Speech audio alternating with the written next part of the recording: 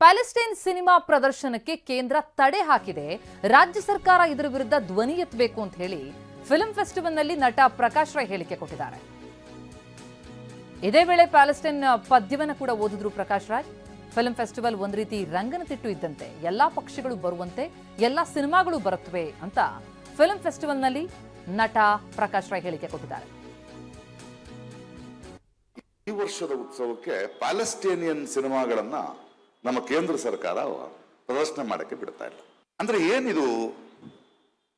ಇದರ ಪ್ರತಿರೋಧ ನಾವು ಹೇಗೆ ಮಾಡಬೇಕು? ಒಂದು ಸರ್ಕಾರವಾಗಿ, ಮುಖ್ಯಮಂತ್ರಿಗಳಾಗಿ ನೀವು ಒಂದು ದೊಡ್ಡ ನಿಲುವನ್ನು ತಗೊಳ್ಬೇಕು ಅಂತ ಒಬ್ಬ ರಾಯಭಾರಿಯಾಗಿ ನಿಮ್ಮನ್ನು ಕೇಳ್ಕೊಳ್ತಾ ಇದ್ದೇನೆ. ಯಾಕೆಂದ್ರೆ ನಮ್ಮ ನಾಡಿನ, ನಮ್ಮ ಮಣ್ಣಿನ, ಕಣ್ಣೀರಿನ ಸಂತಸದ ಕಥೆಗಳಾದ ಹೃದಯದ ಹಣಿತೆ ಅನ್ನೋ ಒಂದು ಪುಸ್ತಕ ಬೇರೆ ಭಾಷೆಗೆ ತರ್ಜುಮೆಯಾಗಿ ಬೂಕರ್ ಪ್ರಶಸ್ತಿ ಬಂದರೆ ಸಂಭ್ರಮಿಸುವ ನಾವು ನಮ್ಮ ನೆಲಕ್ಕೆ ಇನ್ನೊಬ್ಬರ ಕಥೆಗಳನ್ನ ತರುವುದಕ್ಕೆ ಆಗೋದಿಲ್ಲ ಅನ್ನೋ ನಿರ್ಬಂಧವನ್ನು ನಾವು ಹೇಗೆ ಒಪ್ಕೊಳ್ಳಿಕ್ಕೆ ಸಾಧ್ಯ? ಇದನ್ನ ಮೊನ್ನೆ ಕೇರಳದ ಫೆಸ್ಟಿವಲ್ ನಲ್ಲೂ ಮಾಡಿದ್ರು. ಆದ್ರೆ ಅಲ್ಲಿಯ ಸರ್ಕಾರ ನಿಂತು ಆ ಪ್ರದರ್ಶನಗಳಿಗೆ ಅನುವು ಮಾಡಿಕೊಡ್ತು. ಆ ತರದ ಒಂದು ಪ್ರತಿರೋಧವನ್ನ ಬೆಂಗಳೂರಿನ ಚಲನಚಿತ್ರೋತ್ಸವದಲ್ಲಿ ನಿಮ್ಮ ರಾಜಕೀಯದ ಹುನ್ನಾರಗಳು ನಡೆಯೋಲ್ಲ ಅನ್ನೋದನ್ನ ಕರ್ನಾಟಕ ಸರ್ಕಾರವಾಗಲಿ, ಚಲನಚಿತ್ರ ಅಕಾಡೆಮಿ ಆಗಲಿ ಪ್ರತಿರೋಧಿಸಬೇಕು, ಪ್ರತಿಭಟಿಸಬೇಕು ಅಂತ ರಾಯಭಾರಿಯಾಗಿ ನಾನು ಒತ್ತಾಯಿಸ್ತಾ ಇದ್ದೇನೆ. ನಮ್ಮ ಕಷ್ಟಗಳಿಗೆ, ನಮ್ಮ ನೋವುಗಳಿಗೆ ನಾವು ಸುರಿಸುವ ಕಣ್ಣೀರಿನ ಪರಿಚಯ ನಮ್ಮ ಕೆನ್ನೆಗಿದ್ರೆ ಸಾಲದು. ಇನ್ನೊಬ್ಬರ ನೋವಿಗೂ ನಾವು ಅಳುವ ಕಣ್ಣೀರಿನ ಪರಿಚಯ ನಮ್ಮ ಕೆನ್ನೆಗೆ ನಾವು ಮಾಡಿದ್ರೇನೆ ನಾವು ಮನುಷ್ಯರಾಗೋದು. ನೀವು ಪ್ಯಾಲೆಸ್ಟೀನಿಯನ್ ಸಿನಿಮಾಗಳನ್ನ ಇಲ್ಲಿ ಪ್ರದರ್ಶಿಸಕ್ಕೆ ಬಿಡದೇ ಇದ್ರೆ ಈ ವೇದಿಕೆಯಲ್ಲಿ ನಾನು ಅಲ್ಲಿಯ ನೋವನ್ನ, ಅಲ್ಲಿಯ ಪದ್ಯವನ್ನ ಓದ್ತೇನೆ. ಪ್ಯಾಲೆಸ್ಟೀನಿಯನ್ ಆ ನೋವಿನ ಪದ್ಯವನ್ನು ಓದೋದರ ಮೂಲಕ ನನ್ನ ಪ್ರತಿರೋಧವನ್ನ ಹೇಳಲಿಕ್ಕೆ ನಾನು ಇಷ್ಟಪಡ್ತೇನೆ.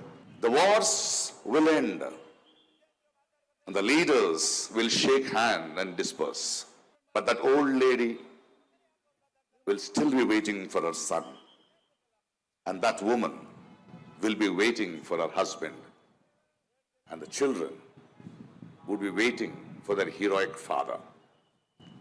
I don't know who sold my homeland, but I know who paid the price for it. ಯುದ್ಧಗಳು ಕೊನೆಗೊಳ್ಳುತ್ತವೆ, ನಾಯಕರು ಕೈಕುಲುಕಿ ತೆರಳುತ್ತಾರೆ. ಆದರೆ ಆ ವೃದ್ಧೆ ತನ್ನ ಮಗನಿಗಾಗಿ ಕಾಯುತ್ತಿರುತ್ತಾಳೆ, ಆ ಹೆಣ್ಣು ಮಗಳು ತನ್ನ ಗಂಡನಿಗಾಗಿ ಕಾಯುತ್ತಿರುತ್ತಾಳೆ, ಆ ಮಕ್ಕಳು ತಮ್ಮ ವೀರನಾದ ಅಪ್ಪನಿಗೋಸ್ಕರ ಕಾಯ್ತಾ ಇದ್ದಾರೆ. ನನ್ನ ಮಣ್ಣನ್ನ, ನನ್ನ ಮಾತೃಭೂಮಿಯನ್ನ ಮಾರಿದವರು ಯಾರೆಂದು ನನಗೆ ಗೊತ್ತಿಲ್ಲ, ಆದರೆ ಅದಕ್ಕೆ ಬೆಲೆ ತೆತ್ತವರು ಯಾರೆಂದು ನನಗೆ ಗೊತ್ತು. ಈ ವರ್ಷದ ಉತ್ಸವಕ್ಕೆ ಪ್ಯಾಲೆಸ್ಟೇನಿಯನ್ ಸಿನಿಮಾಗಳನ್ನ ಎಸ್, ಇದು ಫಿಲ್ಮ್ ಫೆಸ್ಟಿವಲ್ ವಿಚಾರಕ್ಕೆ ಸಂಬಂಧಪಟ್ಟಂತೆ ಅಲ್ಲಿ ಪ್ಯಾಲೆಸ್ತೀನ್ ಚಿತ್ರ ಪ್ರದರ್ಶನಕ್ಕೆ ಕೇಂದ್ರ ತಡೆ ಹಾಕಿದೆ ಅಂತ ಹೇಳಿ ಅದಕ್ಕೆ ಪ್ರತಿರೋಧವನ್ನ ವ್ಯಕ್ತಪಡಿಸಿದ್ರು ಪ್ರಕಾಶ್ ರೈ. ಫಿಲ್ಮ್ ಫೆಸ್ಟಿವಲ್ನಲ್ಲಿ ನಟ ಪ್ರಕಾಶ್ ರೈ ಆಡಿದಂತಹ ಮಾತಿದು. ಇದಕ್ಕೆ ಈಗ ವ್ಯಾಪಕ ಆಕ್ರೋಶ ವ್ಯಕ್ತ ಆಗ್ತಾ ಇದೆ. ಚಿತ್ರೋತ್ಸವದಲ್ಲಿ ಪ್ಯಾಲೆಸ್ತೀನ್ ಚಿತ್ರ ಪ್ರದರ್ಶನ ಆಗಬೇಕು ಎನ್ನುವಂತಹ ಪ್ರಕಾಶ್ ರೈ ಹೇಳಿಕೆಗೆ ಶಾಸಕ ಮಹೇಶ್ ತೆಂಗಿನಕಾಯಿ ಕಿಡಿಕಾರಿದ್ದಾರೆ. ಚಿತ್ರೋತ್ಸವ ಸಮಿತಿಯ ನಿರ್ಧಾರವನ್ನು ನಾನು ಸ್ವಾಗತಿಸ್ತೇವೆ, ಎಡಪಂಥೀಯರದ್ದು ಇದೇ ವಾದ ಅಂತ ಬಿಜೆಪಿ ಶಾಸಕ ಮಹೇಶ್ ತೆಂಗಿನಕಾಯಿ ಪ್ರಕಾಶ್ ರೈ ಹೇಳಿಕೆಗೆ ಕಿಡಿಕಾರಿದ್ದಾರೆ. ಬಾಂಗ್ಲಾ, ಪಾಕ್ನಲ್ಲಿ ಹಿಂದೂಗಳ ಮೇಲೆ ಹಲ್ಲೆಯಾಗಿದೆ, ಹಲ್ಲೆ ಬಗ್ಗೆ ಸಿನಿಮಾ ಹಾಕಿ ಅಂತ ಹೇಳಿ ಪ್ರಕಾಶ್ ರೈ ಹೇಳಲಿ ಅಂತ ಆಗ್ರಹಿಸಿದ್ದಾರೆ ಶಾಸಕ ಮಹೇಶ್ ತೆಂಗಿನಕಾಯಿ.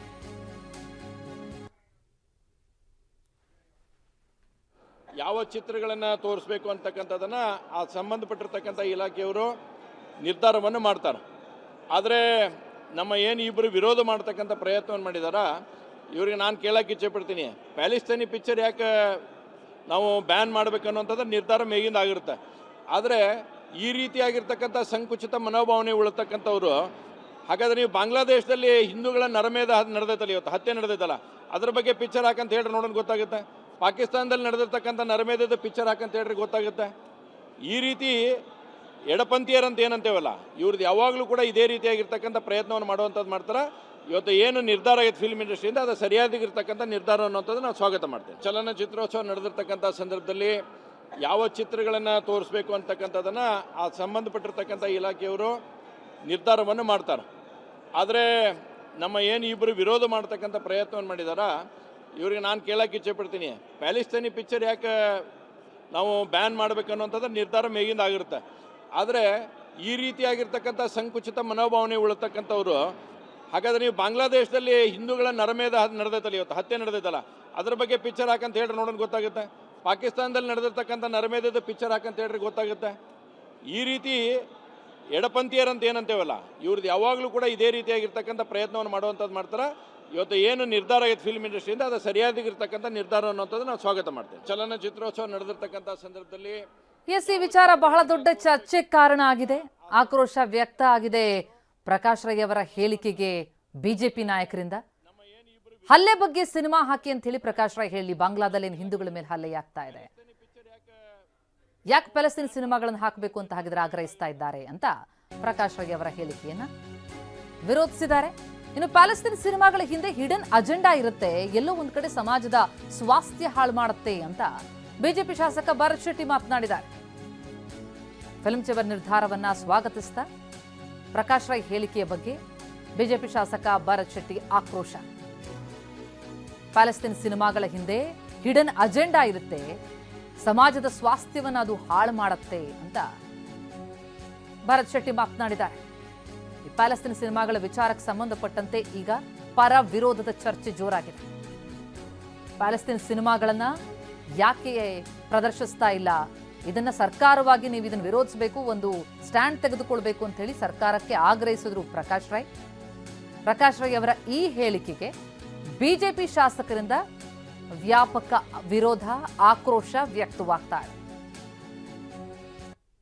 ನಿನ್ನೆ ಪ್ರಕಾಶ್ ರಾಜ್ ಅವರವರು ಸಿಎಂ ಇರುವಂತ ವೇದಿಕೆಯಲ್ಲಿ ಪ್ಯಾಲೆಸ್ಟೀನಿಯನ್ ಫಿಲ್ಮ್ಗಳನ್ನು, ಪ್ಯಾಲೆಸ್ಟೀನಿಯನ್ ಮೂವೀಸ್ಗಳನ್ನು ಇಂಟರ್ನ್ಯಾಷನಲ್ ಫಿಲ್ಮ್ ಫೆಸ್ಟಿವಲ್ ಏನು ಕರ್ನಾಟಕದಲ್ಲಿ ಬೆಂಗಳೂರಲ್ಲಿ ಆಗಲಿಕ್ಕಿದೆ, ಅದರಲ್ಲಿ ಪ್ಯಾಲೆಸ್ಟೀನಿಯನ್ ಫಿಲ್ಮ್ಸ್ಗಳನ್ನು ರಿಲೀಸ್ ಮಾಡಲಿಕ್ಕೆ ಅವಕಾಶ ಮಾಡಿಕೊಡ್ಬೇಕು ಅನ್ನುವಂಥ ಮಾತನ್ನು ಪ್ರಕಾಶ್ ರಾಜ್ ಅವರು ಹೇಳಿದ್ದಾರೆ.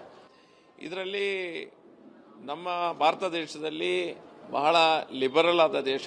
ನಾವು ಎಲ್ಲ ರೀತಿಯ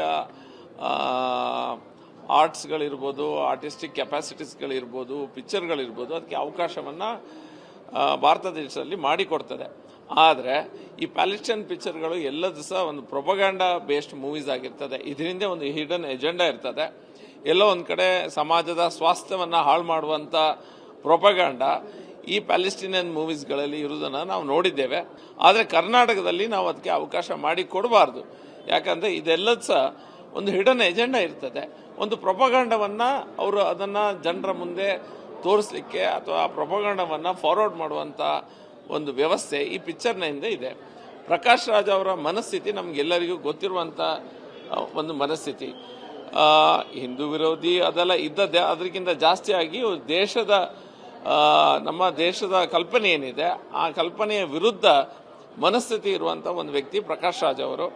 ಅವರಿಗೆ ವೇದಿಕೆಯಲ್ಲಿ ಸಿಎಂ ಹತ್ರ ಮಾತಾಡಲಿಕ್ಕೆ ಒಂದು ಚಾನ್ಸ್ ಸಿಕ್ಕಿದೆ ಅಂತ ಹೇಳಿ ಅವರು ಈ ಪಿಕ್ಚರ್ಗಳನ್ನು, ಈ ರೀತಿ ಪಿಕ್ಚರ್ಗಳನ್ನು, ಪ್ರೊಪಗಂಡ ಇರುವಂಥ ಪಿಕ್ಚರ್. ಎಸ್, ಇದು ಪ್ಯಾಲೆಸ್ತೈನ್ ಸಿನಿಮಾ ವಿಚಾರಕ್ಕೆ ಸಂಬಂಧಪಟ್ಟಂತೆ ಪ್ರಕಾಶ್ ರೈ ಆಡಿದಂತಹ ಮಾತಿಗೆ ಬಿಜೆಪಿ ಶಾಸಕರಿಂದ ವ್ಯಕ್ತ ಆಗ್ತಾ ಇರುವಂತಹ ಆಕ್ರೋಶ. ಫಿಲ್ಮ್ ಫೆಸ್ಟಿವಲ್ ವೇದಿಕೆಯಲ್ಲೇ ನಟ ಪ್ರಕಾಶ್ ರೈ ಸಿದ್ದರಾಮಯ್ಯ ಅವರ ಎದುರು ಸರ್ಕಾರಕ್ಕೆ ಆಗ್ರಹಿಸ್ತಾರೆ. ಪ್ಯಾಲೆಸ್ತೈನ್ ಸಿನಿಮಾಗಳನ್ನು ಪ್ರದರ್ಶಿಸುವುದಕ್ಕೆ ಕೇಂದ್ರ ತಡೆಯೊಡ್ಡಿದ್ದನ್ನು ವಿರೋಧಿಸಬೇಕು ರಾಜ್ಯ ಸರ್ಕಾರ ಅಂತ ಆಗ್ರಹಿಸಿದರು. ಈ ವಿಚಾರ ಈಗ ಬಿಜೆಪಿ ಶಾಸಕರ ಕೆಂಗಣಿ ಗುರಿಯಾಗಿದೆ.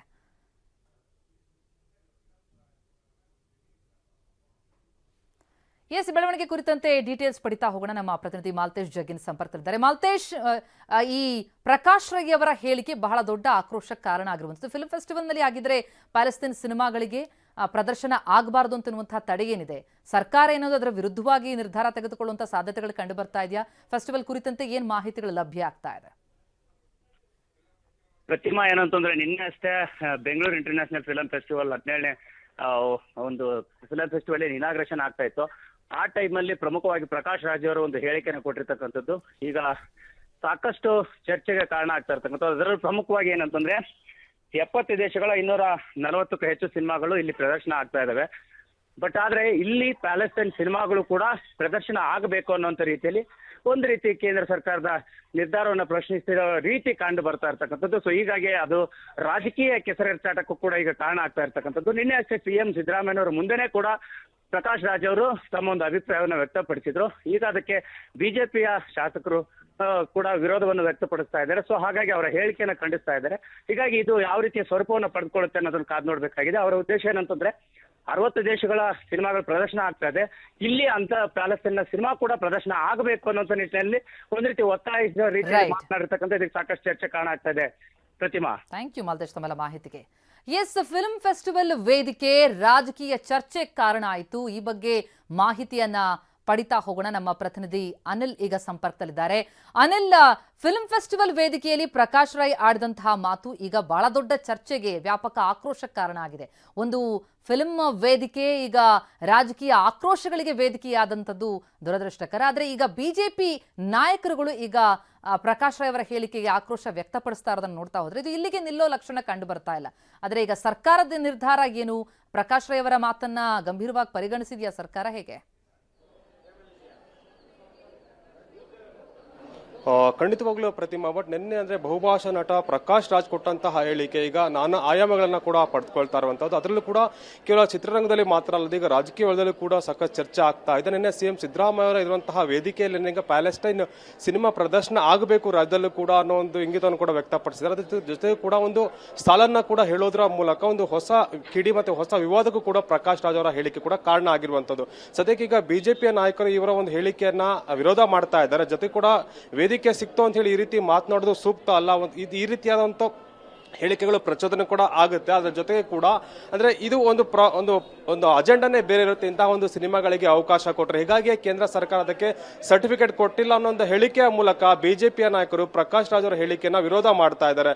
ಸದ್ಯಕ್ಕೆ ಈಗ ರಾಜಕೀಯ ವಲಯದಲ್ಲೂ ಕೂಡ ಸಾಕಷ್ಟು ಚರ್ಚೆ ಆಗುವಂತ ಸಾಧ್ಯತೆ ಇರುವಂತ ಸರ್ಕಾರ ಕೂಡ ಈ ಒಂದು ಹೇಳಿಕೆಗೆ ಸಂಬಂಧಪಟ್ಟಂತೆ ಯಾವ ಒಂದು ತೀರ್ಮಾನ ತೆಗೆದುಕೊಳ್ಳೋದು ಕೂಡ ಕಾದು ನೋಡಬೇಕಾಗುತ್ತೆ. ಸದ್ಯಕ್ಕೆ ಈಗ ಒಂದು ನಿನ್ನೆ ಹತ್ತದಂತ ಕಿಡಿ ಮತ್ತೆ ಚಿತ್ರರಂಗ ಮತ್ತು ರಾಜಕೀಯ ವಲಯದಲ್ಲೂ ಕೂಡ ಅಂದ್ರೆ ಬೆಂಕಿಯಾಗಿ ಬೇರೆ ಜ್ವಾಲೆ ರೀತಿಯಾಗೂ ಕೂಡ ಪರಿಣಮಿಸಬಹುದು. ಯಾಕಂದ್ರೆ ಪ್ರಕಾಶ್ ರಾಜ್ ಅವರು ಕೂಡ ನಿನ್ನೆ ಅಂದ್ರೆ ಈಗ ಕೇರಳ ರಾಜ್ಯವನ್ನು ಕೂಡ ಒಂದು ಉದಾಹರಣೆ ಕೂಡ ಕೊಡ್ತಾರೆ. ಅಲ್ಲೂ ಕೂಡ ಅವಕಾಶ ಕೊಟ್ಟರ ಬಗ್ಗೆ ಒಂದು ಪ್ರಸ್ತಾಪವನ್ನು ಕೂಡ ಮಾಡ್ತಾರೆ. ರಾಜ್ಯದಲ್ಲೂ ಕೂಡ ಪ್ಯಾಲೆಸ್ಟೈನ್ ಸಿನಿಮಾಗಳು ಬರಬೇಕು ಅನ್ನೋ ಒಂದು ಹೇಳಿಕೆಯನ್ನು ಕೂಡ ಅವರು ಅಭಿಪ್ರಾಯವನ್ನು ಕೂಡ ವ್ಯಕ್ತಪಡಿಸ್ತಾರೆ. ಹೀಗಾಗಿ ರಾಜಕೀಯ ವಲಯದಲ್ಲೂ ಕೂಡ ಮತ್ತೆ ನಾನಾ ಸ್ವರೂಪವನ್ನು ಪಡೆದುಕೊಳ್ಳುವ ಸಾಧ್ಯತೆ ಕೂಡ ಇರುವಂತದ್ದು. ಅಂದ್ರೆ ವೇದಿಕೆ ರೀತಿಯಾದ ಮಾತನ್ನು ಹೇಳಬಾರದು, ಇದು ಸೂಕ್ತವಾದಂತ ಹೇಳಿಕೆ ಅಲ್ಲ ಒಂದು ಮಾತನ್ನು ಕೂಡ ಬಿಜೆಪಿ ನಾಯಕರು ಇಲ್ಲಿ ವ್ಯಕ್ತಪಡಿಸ್ತಾರೆ. ಹೀಗಾಗಿ ಈ ಒಂದು ಹೇಳಿಕೆ, ಈ ಒಂದು ಮಾತು ಮತ್ತೆ ಬೇರೆ ಬೇರೆ ಆಯಾಮ ಪಡೆದುಕೊಳ್ಳುವಂತ ಸಾಧ್ಯತೆ ಇದೆ. Pratima Bhat. Yes, thank you Anil ತಮ್ಮೆಲ್ಲ ಮಾಹಿತಿಗೆ.